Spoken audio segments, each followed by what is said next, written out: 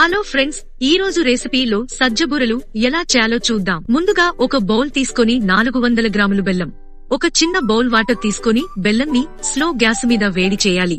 1 table spoon నెయ్యి వేయాలి.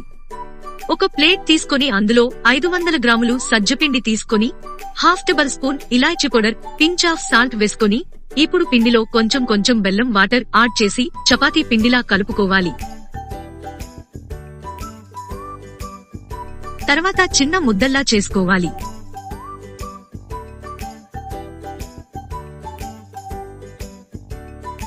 ఒక పీటపై బట్ట వేసి నీళ్లు చల్లుకుంట పూరి కంటే మందంగా ప్రెస్ చేయాలి.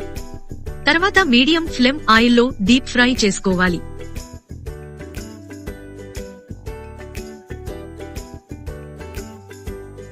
అంతే, సజ్జబూరెలు రెడీ.